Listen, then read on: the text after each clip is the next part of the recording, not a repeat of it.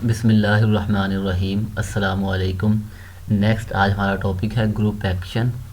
Group action से क्या मुराद है? A group action of a group G on a set A हमारे पास कोई भी सेट है और जी हमारे पास कोई भी ग्रुप है। तो जी एक्ट्स ऑन ए, जी का ए पर जो एक्शन है is a homomorphism from G into S A से मुराद क्या है? The symmetric group of A. यानी फॉर एग्जांपल अगर ए के अंदर टोटल एन एलिमेंट्स हैं तो ये हमारे पास एस एन बन जाएगा। और जी का ए पर एक्शन, इससे मुराद ये है कि जी से एस एन तक जो हमारे पास होमोमॉर्फिज्म है वो हमारे पास एक्शन है जी का on A. The symmetric group of A, we say that G acts on A. Hence G acts on A if to each G belongs to capital G corresponds a permutation pi from A to A। और G को हमने fix किया है और हम इसे define कैसे करेंगे? G A, या हम इसे G डॉट ए ऐसे भी लिख सकते हैं। मतलब जब हम फंक्शन हमने जो डिफ़ाइन किया है वो असल में हमारे पास ये फंक्शन है। जैसे हमने यहाँ पाई जी फंक्शन है ए से ए तक, और हमारे पास जब हम पाई को ए पर अप्लाई करेंगे तो यह बराबर होगा जी ए के, जी इंटू ए इसके बराबर होगा। जैसे हमने एक थ्योरम पढ़ा था कैलेज थ्योरम, वो ये कहता था कि हर ग्रुप जो है, हर ग्रुप वो आइसोमॉर्फिक है एस एन के किसी सब ग्रुप के, यानी किसी ना किसी परमुटेशन ग्रुप के जी जो है वो आइसोमॉर्फिक है। तो उस केस में हमने जी से जी तक फंक्शन डिफ़ाइन किया था, जी से ग्रुप जी तक किस तरह से कि हम x पर अप्लाई करें तो वो बराबर है जी एक्स। अब जी हमने फिक्स किया था वो जी का ही एलिमेंट था और x भी जी का एलिमेंट था, लेकिन यहाँ हम जो एलिमेंट फिक्स कर रहे हैं वो ग्रुप जी का एलिमेंट है और जिस पर अप्लाई कर रहे हैं वो सेट ए का एलिमेंट है। तो action of G on A से मुराद ये है कि हमारे पास एक permutation for each g belongs to G, हमारे पास परमुटेशन है ए से ए तक, और ये हमारे पास कुछ कंडीशंस को सेटिस्फाई करेगी सच डैट कि या तो आप पहले इसे ए पर अप्लाई करें फिर उसके बाद पाई जी वन इसे ए पर अप्लाई करें, या पाई जी वन जी टू, क्योंकि ये भी एक परमुटेशन है, इसे ए पर अप्लाई करें आंसर सेम होगा।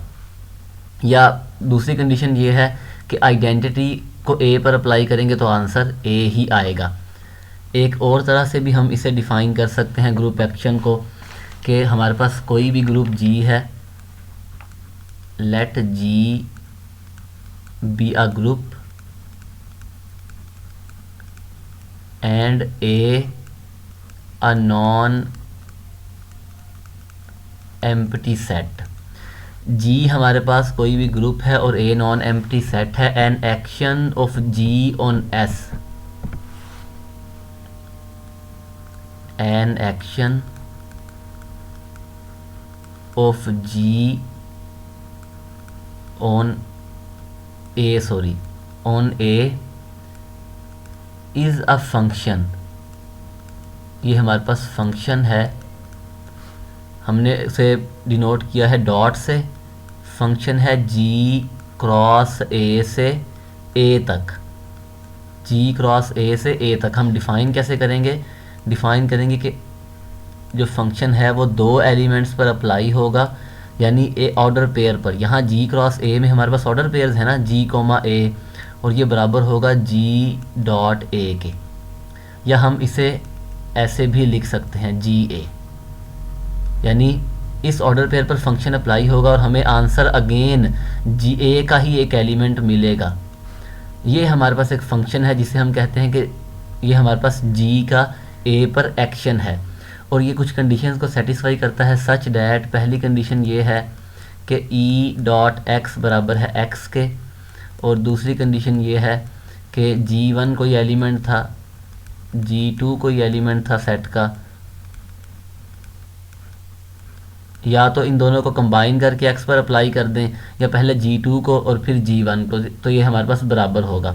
फॉर ऑल एक्स कह लें या ए कह लें, x belongs to A and g one g two belongs to group G, और यहाँ आई ई जो है आइडेंटिटी है ग्रुप जी की, where e is identity of ji.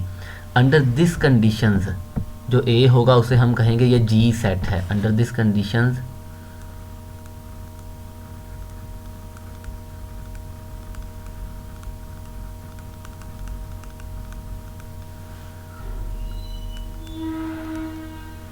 A is a G set या जी स्पेस भी कहते हैं।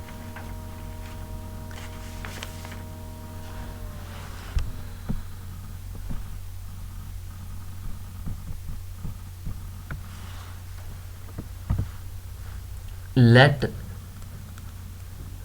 G be an arbitrary group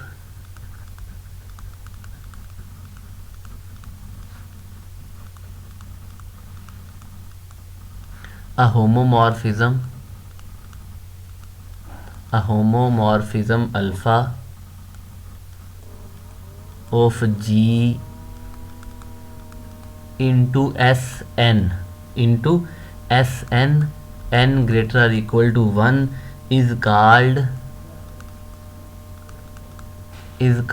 a permutational representation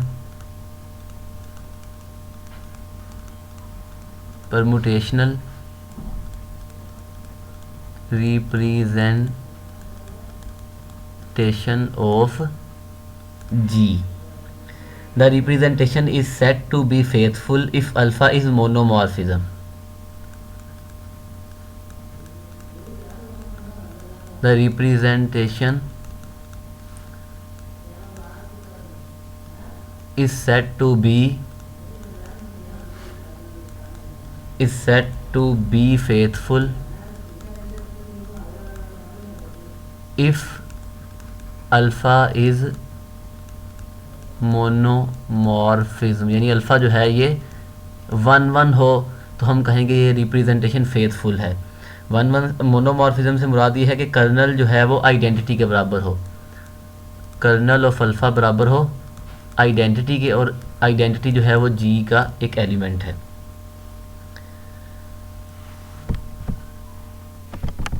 late G हमारे पास परम्यूटेशन ग्रुप है। Let G be a permutation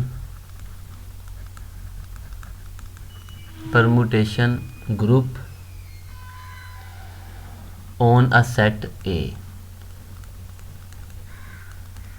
किसी भी सेट A पर G जो है ये परम्यूटेशन ग्रुप है, तो दो एलिमेंट्स X और Y सेट A के वो कनेक्टेड कब होंगे, या हम ये कह सकते हैं कि X is related to Y, two elements X and Y of A are said to be connected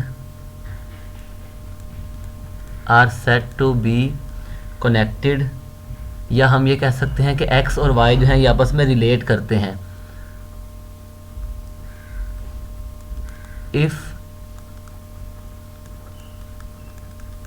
there exists alpha belongs to G such that X पर अल्फ़ा को अप्लाई करें और वो बराबर हो Y के, तो हम कहेंगे X और Y जो हैं ये आपस में रिलेट करते हैं। And we write X is related to Y। हमने ये शो करना है कि ये जो रिलेशन है ये इक्विवेलेंस रिलेशन है। वी शो डैट कि ये जो रिलेशन है हमारे पास ये एक इक्विवेलेंस रिलेशन है, इज़ एन इक्विवेलेंस रिलेशन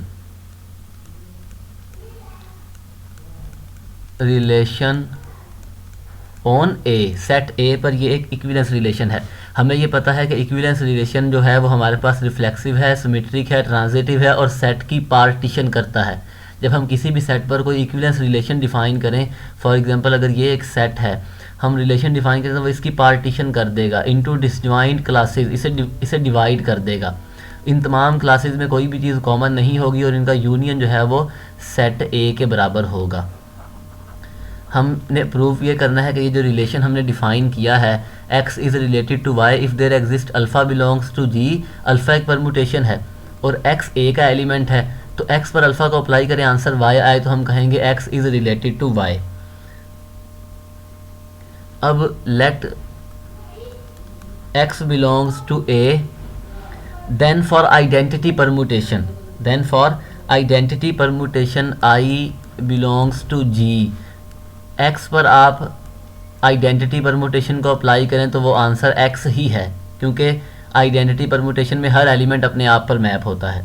इसका मतलब ये है कि for all x belongs to a, x जो है वो अपने आप के साथ रिलेट करता है, विच मीन्स डैट कि ये जो रिलेशन है ये रिफ्लेक्सिव है, ये रिलेशन जो है वो रिफ्लेक्सिव है, hence this relation is reflexive.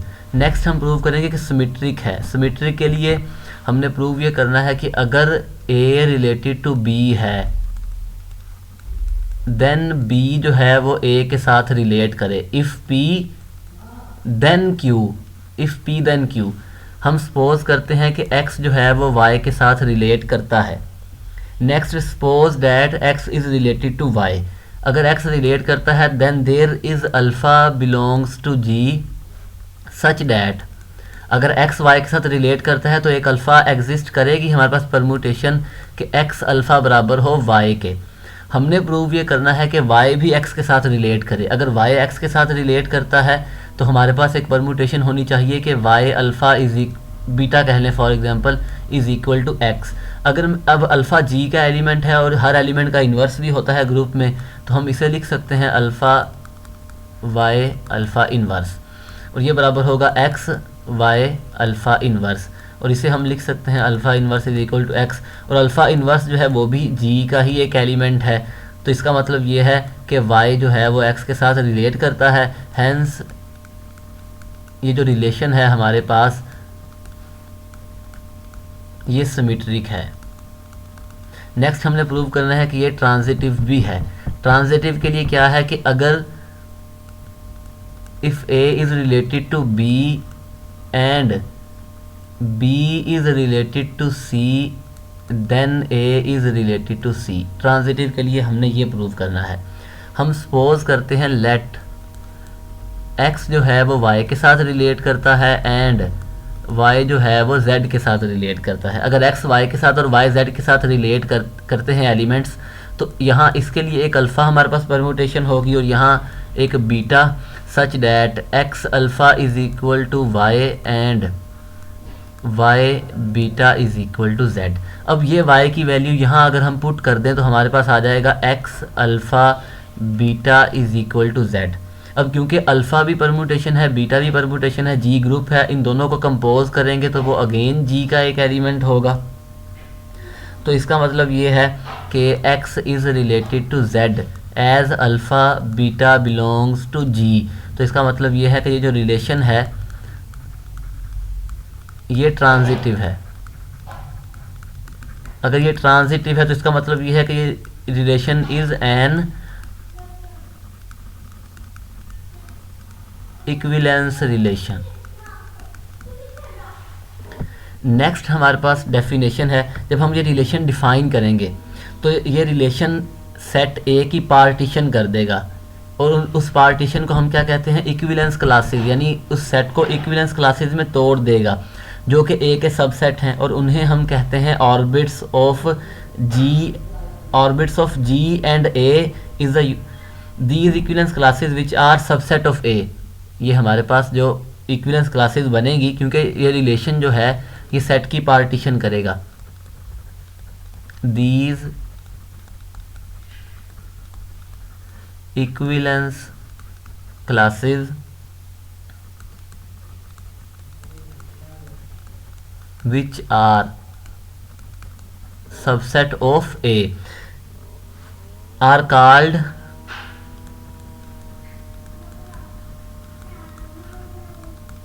orbits of G and A is the union of these orbits।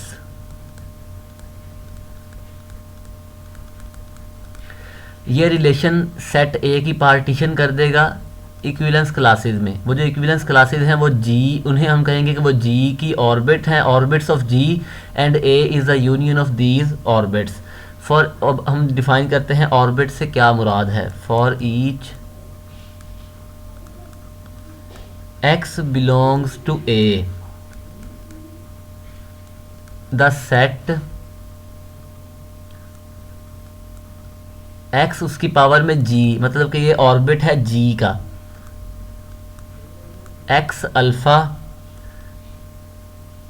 Such that alpha belongs to G. इसका मतलब क्या है? इसका मतलब ये है कि जो अब हमारे पास जी का एक्शन है ए, सेट ए पर, वो एक्स को कहाँ कहाँ मैप करता है, हम ये कह सकते हैं, या वो एक्स को कहाँ कहाँ मूव करता है। हम ये कह सकते हैं कि एक्स जो है वो अंडर द एक्शन ऑफ जी किस एलिमेंट पर मैप करता है। इससे मुराद भी हम ले सकते हैं कि जी का एक्स का ऑर्बिट है, या हम ये कह सकते हैं orbit of an element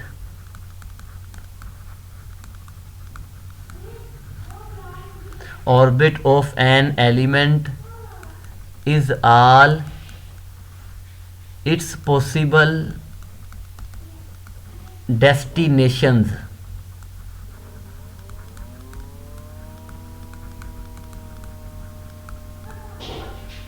under the action of G। हमने जो पहली डेफिनेशन दी थी वो ये थी कि फॉर ईच जी, ए से ए तक हमारे पास एक फंक्शन है। अब जाहिर सी बात है, अगर मेरे पास एलिमेंट्स हैं G1, G2, G3, G1 भी x पर अप्लाई हो, G2, G3, ये अगेन ए का एलिमेंट है, ये भी ए का एलिमेंट है, ये भी ए का एलिमेंट है। तो हम देखेंगे कि under the action of G1 x कहाँ चला गया, x कहाँ मैप हुआ, यहाँ x कहाँ मैप हुआ, यहाँ पर x कहाँ मैप हुआ। तो orbit of an element is all its possible destinations under the action of G। ये हम ये कह सकते हैं it is where x travels under the action of G, where x travels under the action of G, या हम ये कह सकते हैं कि जी उस एलिमेंट को मूव करेगा, कहाँ कहाँ तक मूव करता है, उस उन तमाम एलिमेंट्स की कलेक्शन जो है वो हमारे पास ऑर्बिट है एक्स का। या हम ये भी कह सकते हैं कि हर एलिमेंट के लिए जब हम उस एलिमेंट को एक्स पर अप्लाई करते हैं उसका एक्शन क्या है, या वो किस एलिमेंट पर मैप होता है, क्योंकि हमने कहा है X alpha is equal to Y, X alpha is equal to Y. तो अब जाहिर सी बात है एक्स जो है वो आइडेंटिटी मैप के लिए x ही है, तो मतलब कि ऑर्बिट में x भी आ जाएगा। कोई और मैप लेंगे तो x अल्फ़ा x y पर मैप हो जाएगा, तो उस ऑर्बिट में y भी आएगा। हम इसकी एग्जांपल देखेंगे तो फिर हमें क्लियर होगा। नेक्स्ट है हमारे पास डेफिनेशन स्टेबलाइज़र की। ये डेफिनेशन थी ऑर्बिट की, नेक्स्ट है stabiliser.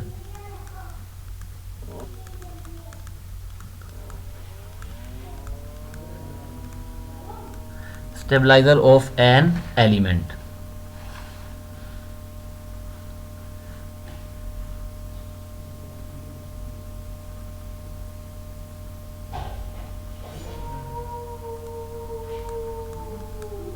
For each x belongs to A, consider the set Gx, यानी ये हमारे पास x का स्टेबलाइज़र है, alpha belongs to G such that x alpha is equal to x। मतलब ये है कि वो तमाम G के एलिमेंट्स जो x को फिक्स करते हैं। अब क्योंकि अल्फ़ा यहाँ परमुटेशन हमने कहा है, अल्फ़ा जो है वो हमारे पास एक परमुटेशन है, तो वो तमाम परमुटेशंस जिनमें x जो है वो x पर ही मैप हो, x जो है वो x पर ही मैप हो, या हम ये कह सकते हैं the set of elements of G which leaves x unchanged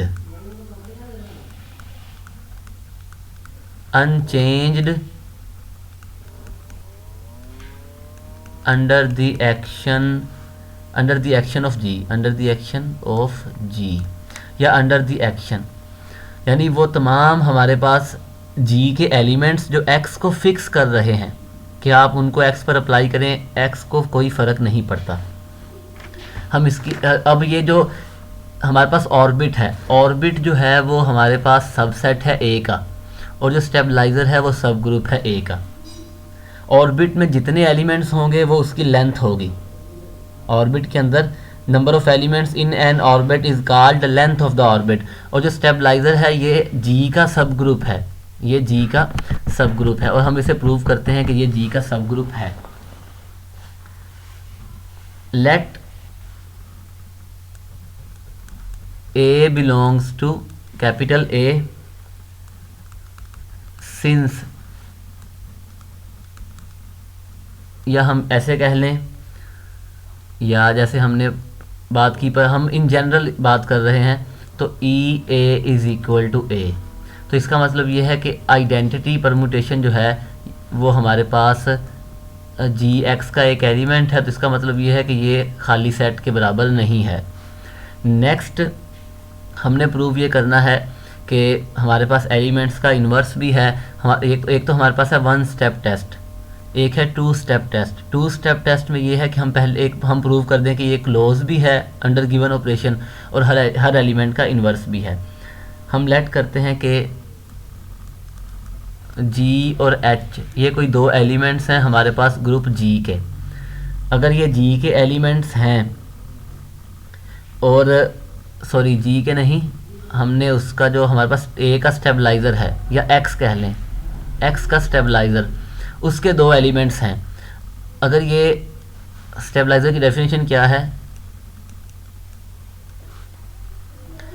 वो तमाम हमारे पास एलिमेंट्स आएंगे such that x alpha is equal to x.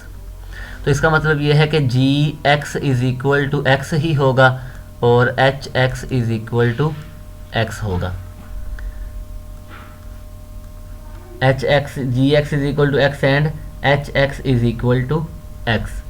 हमने प्रूव ये करना है कि जी एच ये भी हमारे पास इसका एक एलिमेंट है। उसके लिए हम जी एच को एक्स पर अप्लाई करते हैं। हम इसे ऐसे लिख सकते हैं एच एक्स बाई डेफिनेशन, और ये बराबर है एक्स के, और अगेन ये बराबर है एक्स के। तो इसका मतलब ये है कि जी एच जो है वो हमारे पास एक एलिमेंट है स्टेबलाइज़र ऑफ एक्स का। असल में हमने अगर इसे डिफ़ाइन करना हो, जब हमने एक्शन डिफ़ाइन किया जी, हमने कहा फंक्शन है from G cross A to A तक, और हमने डिफ़ाइन किया कि जी ए बराबर है इसके।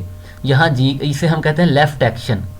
अब क्योंकि जब जो हमने पीछे डिफ़ाइन ये हमने परमुटेशन की फॉर्म में डिफ़ाइन किया, तो हम जो परमुटेशंस हैं हम देखते आ रहे हैं कि हमने परमुटेशन को लेफ़्ट टू राइट मल्टीप्लाई किया है। जब हम एफ़ ओ जी करते हैं, दो परमुटेशंस को कंपोज करते हैं, तो हम लेफ़्ट टू राइट जाते हैं। तो इसलिए हमने इसे इस फॉर्म में लिखा है। अगर हम इस फॉर्म में स्टेबलाइज़र को डिफ़ाइन करें तो वो हमारे पास होगा g x is equal to g belongs to group G such that g x is equal to x, यानी वो एलिमेंट्स जो एक्स को फिक्स कर रहे हैं। इसलिए मैं इसी फॉर्म में इसको प्रूव कर रहा हूँ कि ये सब ग्रुप है, क्योंकि इन जनरल हमारे पास ये डेफिनेशन होगी जब जी जो है वो परमुटेशन ग्रुप ना हो या कोई और इन जनरल ग्रुप हो, क्योंकि ये हमारे पास लेफ़्ट एक्शन है। एक होता है राइट एक्शन। राइट एक्शन के लिए हमें ए क्रॉस जी से जी तक फंक्शन डिफ़ाइन करना पड़ेगा, और इसे हम कहते हैं लेफ़्ट एक्शन। अब ये क्लोज है। नेक्स्ट हम प्रूव करेंगे कि हमारे पास इन्वर्स भी एलिमेंट का जी एक्स में है, स्टेबलाइज़र ऑफ एक्स में है।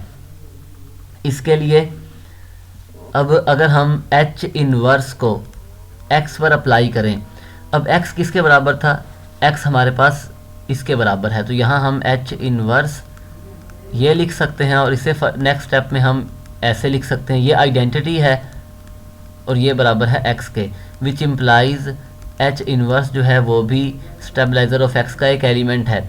तो क्लोज भी है और हर एलिमेंट का इन्वर्स भी है। इसका मतलब ये है कि ये हमारे पास जी का एक सब ग्रुप है।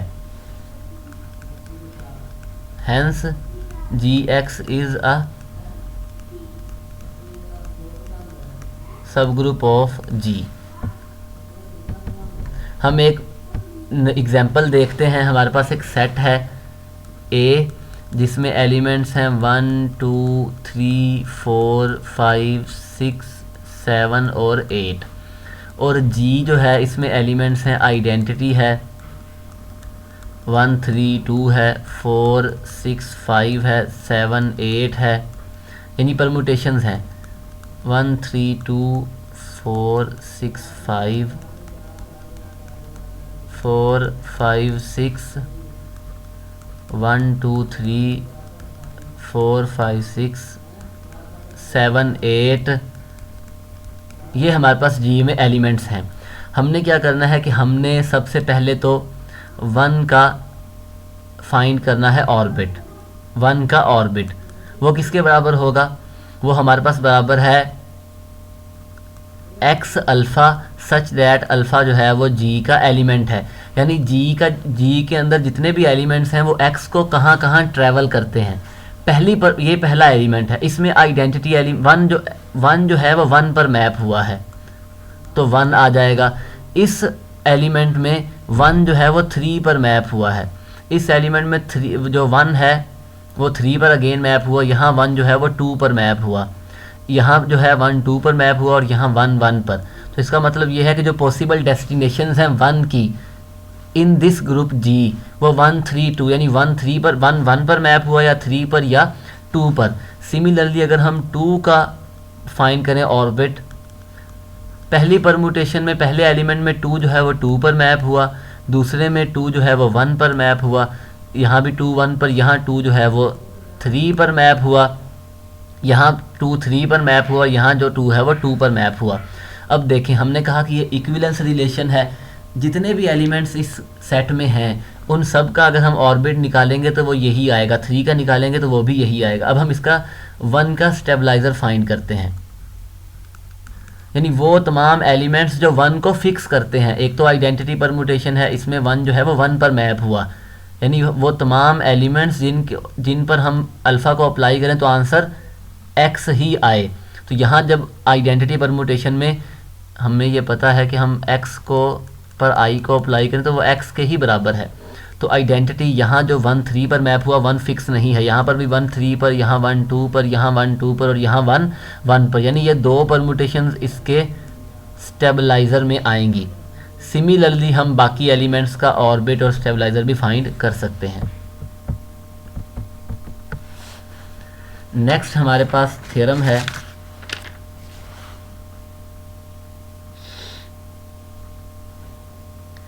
कि इफ एक्स एंड वाई, अगर दो एलिमेंट्स सेम ऑर्बिट में हो, Y both belong to one and the same orbit, to one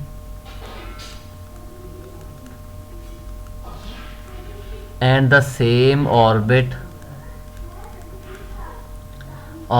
of G, then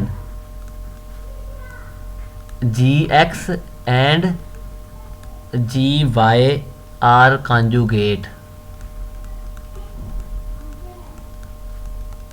that is अगर x और y एक ऑर्बिट में है तो x का जो स्टेबलाइजर है और जो y का स्टेबलाइजर है वो दोनों कंजुगेट होंगे, that is Gx is equal to gamma ji Y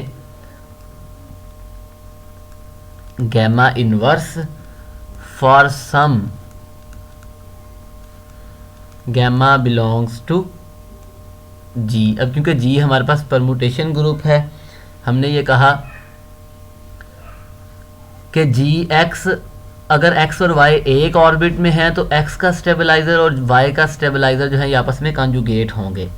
proof देखते हैं हम इसका।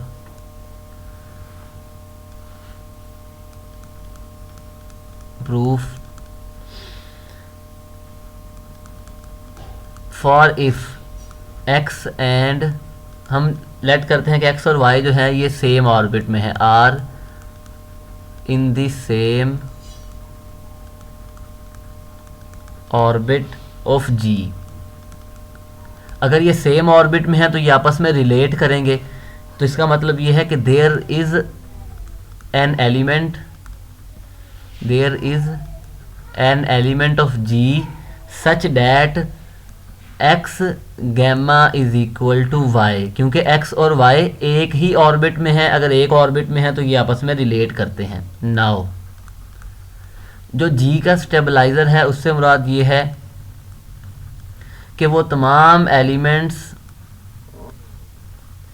जो हमारे पास y को फिक्स करेंगे, जी के वो तमाम एलिमेंट्स जो y को फिक्स करते हैं, ये y का स्टेबलाइज़र है। हमने प्रूव ये करना है कि ये दोनों कॉन्जुगेट हैं। इसका मतलब ये है कि हम ये साबित करें कि ये इसका सबसेट है और ये इसका सबसेट है। हम लेट करते हैं, लेट अल्फ़ा कोई एलिमेंट है स्टेबलाइज़र ऑफ x में से। हमने ये शो करना है कि अल्फ़ा इस सेट का एक एलिमेंट है, अल्फ़ा जो है वो इस सेट का एक एलिमेंट है। एंड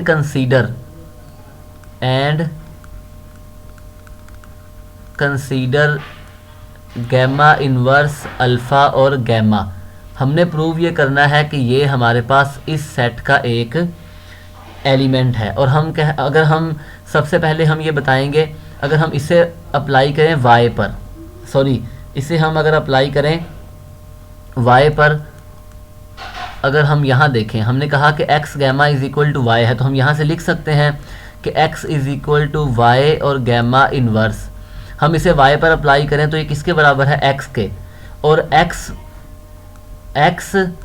अल्फ़ा गैमा, अब अल्फ़ा जो है ये हमारे पास स्टेबलाइज़र ऑफ x का एक एलिमेंट है, तो ये x को फिक्स करेगा, तो x गैमा आ जाएगा। और x गैमा बराबर है y के, ये बराबर है y के। इसका मतलब ये है कि ये एक एलिमेंट जो है g का एलिमेंट वो y को फिक्स कर रहा है। तो इसका मतलब ये है gamma inverse alpha gamma belongs to gy। इसे हम कह देते हैं कि ये बीटा के बराबर है, क्योंकि जी वाई में या स्टेबलाइज़र ऑफ y में वो एलिमेंट्स थे जो y को फिक्स करते थे। यहाँ अगर मैं दोनों तरफ यहाँ पर भी और यहाँ पर भी गैमा और गैमा इन्वर्स अप्लाई करूँ तो ये बराबर होगा gamma beta gamma inverse is equal to alpha, और ये एलिमेंट होगा गैमा जी वाई गैमा इन्वर्स का, which implies alpha belongs to gamma ji Y gamma inverse. हमने ये कहा कि गैमा अल्फ़ा जो है वो स्टेबलाइज़र ऑफ x का एलिमेंट है, तो फिर अल्फ़ा जो है वो इस सेट का एक एलिमेंट होगा। तो gx जो है ये सबसेट है गैमा जी वाई गैमा इन्वर्स। कन्वर्सली हम प्रूव करेंगे कि ये स्टेबलाइज़र ऑफ x का भी सबसेट है।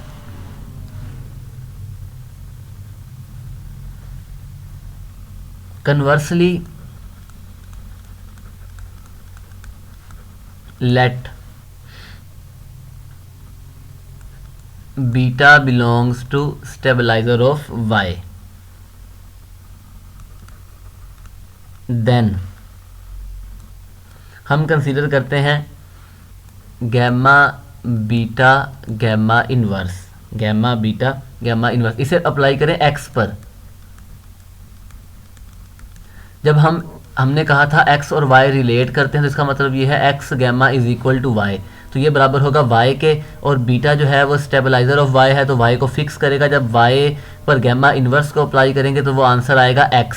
तो इसका मतलब ये है कि ये एलिमेंट जो है गैमा बीटा गैमा इन्वर्स, ये हमारे पास gx का एक एलिमेंट है, स्टेबलाइज़र ऑफ x का एक एलिमेंट है। अब हमने जो एलिमेंट कंसीडर किया था, हमने एलिमेंट कंसीडर किया था beta belongs to stabilizer of y, और हमने बाद में ये एलिमेंट एक कंसीडर किया। अगर हम इसकी बात करें तो ओबियसली ये एक एलिमेंट है गैमा जी वाई गैमा इन्वर्स का, क्योंकि हमने इधर भी और इधर दोनों तरफ गैमा और गैमा इन्वर्स को अप्लाई किया है। तो ये जो एलिमेंट है गैमा बीटा गैमा इन्वर्स, ये हमारे पास एक एलिमेंट है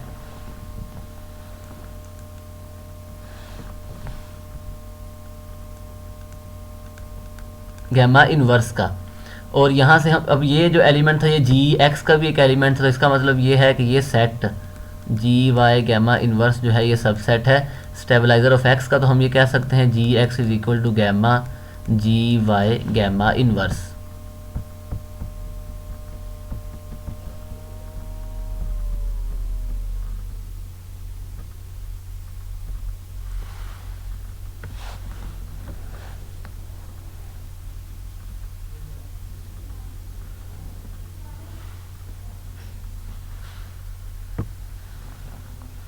ये हमने पहले प्रूव किया था कि ये इसका सबसेट है, और नेक्स्ट हमने प्रूव कर दिया गैमा जी वाई गैमा इन्वर्स जो है वो स्टेबलाइजर ऑफ एक्स का सबसेट है। तो ये दोनों हमारे पास बराबर हैं। इसका मतलब ये है कि स्टेबलाइजर ऑफ एक्स और स्टेबलाइजर ऑफ वाई ये दोनों कॉन्जुगेट हैं। नेक्स्ट हमने बताना है कि हमारे पास ऑर्बिट ऑफ एक्स के अंदर कितने हमारे पास एलिमेंट्स हैं, नंबर ऑफ एलिमेंट्स कितने हैं in orbit of x. Next हमारे पास थ्योरम है,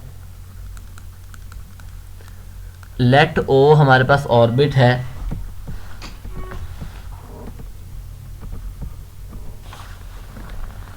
लेट ओ जो है ये हमारे पास ऑर्बिट है, orbit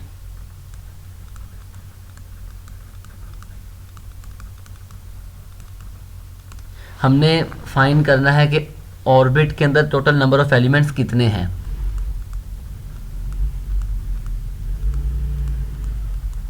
the number of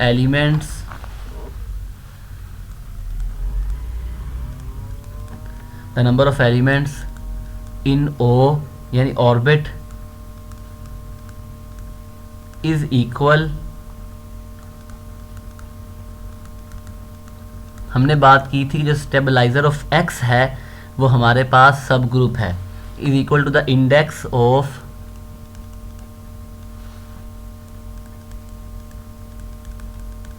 stabilizer of G, stabilizer सब group,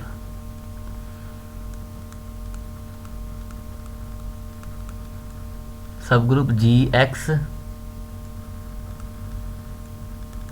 in ji.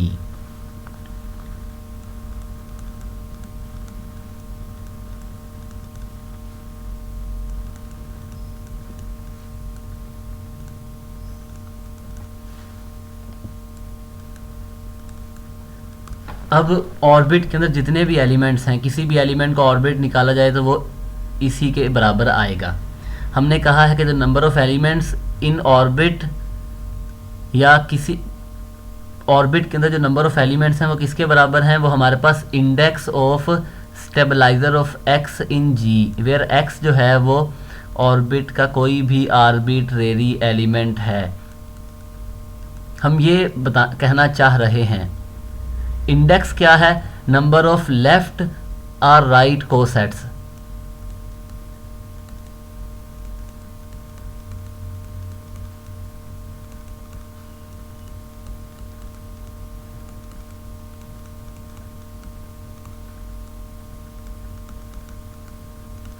Stabiliser of x के नंबर ऑफ डिस्टिंक्ट लेफ्ट और right cosets of G x in G, ये हमारे पास इंडेक्स है। इसका मतलब ये है कि यहाँ हम कोसेट्स को इन्वॉल्व करेंगे ऑर्बिट का ऑर्डर फाइंड करने के लिए। लेट ओमेगा हमारे पास कोई भी कलेक्शन है, be the collection of all right coset consider कर लें या लेफ्ट कर लें, हम एक ही बात है, क्योंकि लेफ्ट और राइट कोसेट फाइनाइट ग्रुप के केस में हमारे लेफ्ट और राइट कोसेट जो हैं वो हमारे पास सेम होते हैं। सेम होने से मुराद है उनकी तादाद, कि लेफ्ट कोसेट कितने हैं या राइट कोसेट कितने हैं वो बराबर ही होते हैं, चाहे लेफ्ट कोसेट फाइंड करें चाहे वो राइट कोसेट फाइंड। हम कहना ये चाहते हैं कि अगर हमारे पास जी कोई भी ग्रुप है और एच उसका सब ग्रुप है, तो जितने लेफ्ट कोसेट हैं उतने ही राइट कोसेट हैं। In simple words, of all right cosets, ये सब ग्रुप है इनटू बीटा, बीटा जो है वो जी का एलिमेंट है ऑफ द स्टेबलाइजर सब ग्रुप,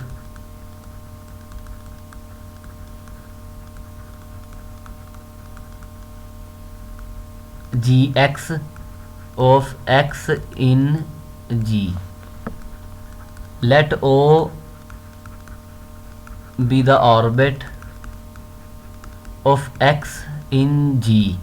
हम एक मैप डिफाइन करेंगे, डिफाइन अ मैप, और प्रूव करेंगे कि ये मैपिंग जो है ये 1 1 और ऑन टू है, बाइजेक्टिव है। तो इसका मतलब ये है कि दोनों सेट्स में नंबर ऑफ एलिमेंट्स सेम है। Mapping phi from orbit to collection of all right cosets of stabilizer of X. किस तरह डिफाइन करेंगे? अगर हमारे पास एक एलिमेंट है, लेट y जो है वो ओ का एक एलिमेंट है, ऑर्बिट का एक एलिमेंट है, तो इसका मतलब ये है कि कोई और एलिमेंट अगर x हो तो x और y आपस में रिलेट करेंगे, then there is an element gamma belongs to G such that y is equal to x gamma, या हम ये कह सकते हैं, दोनों में से जो मर्जी लिख लें। हम फंक्शन कैसे डिफाइन करेंगे? हम फंक्शन डिफाइन करेंगे कि अगर हम यहाँ से एक एलिमेंट लें, एक एलिमेंट यहाँ से अगर हम पिक करें तो वो किस पर मैप होगा? अगर हम फाई पर y को डिफाइन, फाई को y पर अप्लाई करें तो ये बराबर है जी एक्स इंटू गैमा के। हमने ये फंक्शन डिफाइन किया है क्योंकि ये हमारे पास कोसेट है और इस कलेक्शन में भी कोसेट ही है। यहाँ पर हमारे पास एलिमेंट्स हैं ऑर्बिट में x1 या y या x1 y1 z1 इस तरह कह लें, नहीं, हमारे पास यहाँ ऑर्बिट में एलिमेंट्स हैं जो आपस में रिलेट करते हैं। हमने फंक्शन डिफाइन किया है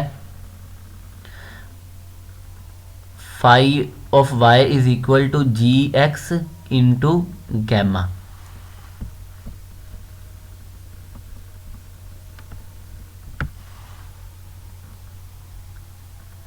क्योंकि अगर हम यहाँ देखें तो यहाँ गैमा है और यहाँ पर भी गैमा। अगर x है तो स्टेबलाइजर ऑफ x जो है वो x को फिक्स करता है। अगर हम x अल्फ़ा निकालेंगे तो वो x के ही बराबर होगा। हम ये शो करेंगे कि फाई जो है ये बाइजेक्टिव है। वी शो डैट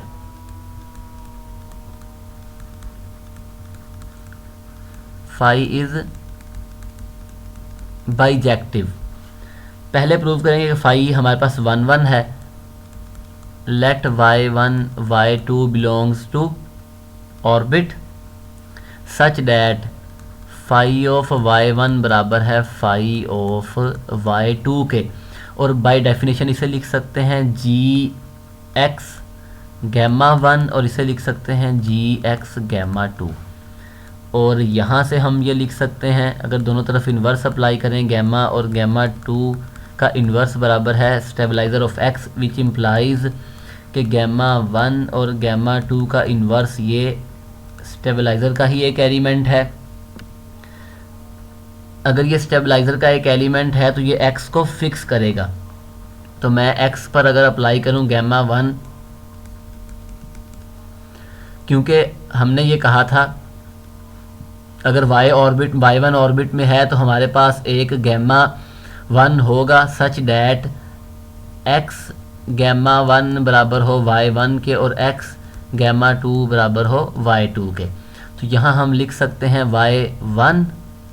y1 और गैमा 2 इन्वर्स। और अगर मैं यहाँ देखूँ तो ये बराबर है x is equal to y2,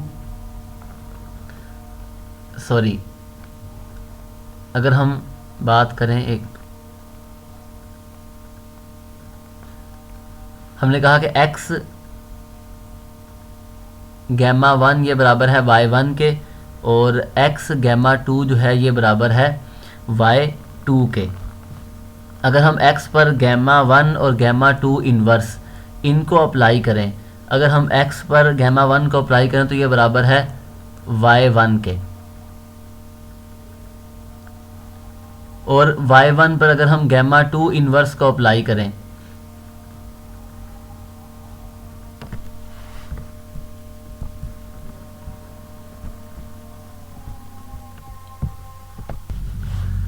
हमने कहा कि गैमा 1 और गैमा 2 इन्वर्स ये स्टेबलाइज़र का एक एलिमेंट है, तो इसका मतलब ये है कि ये एलिमेंट जो है वो x को फिक्स करेगा।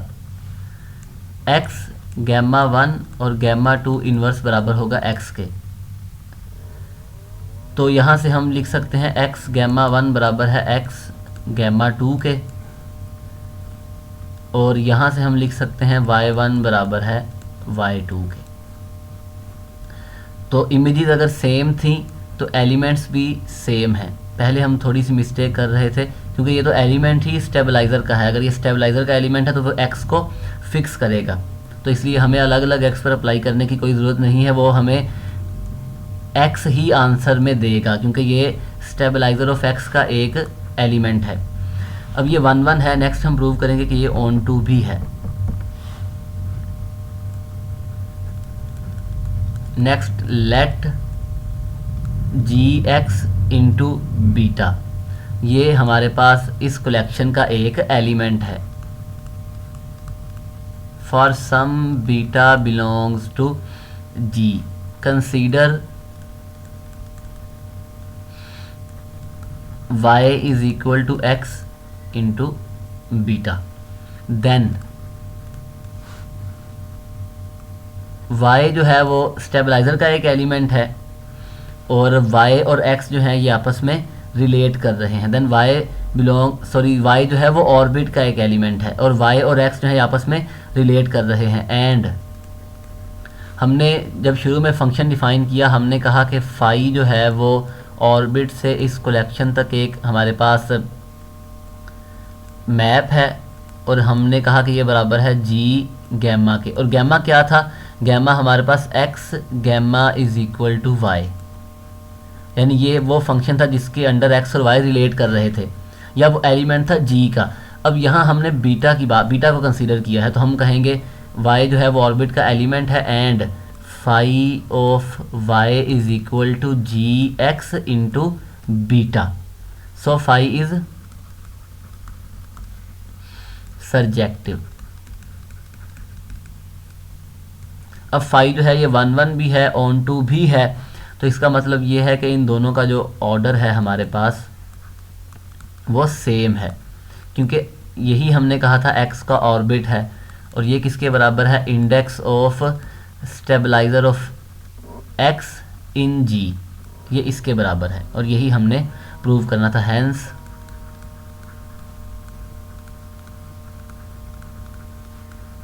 Number of elements in orbit is equal to the index of the stabilizer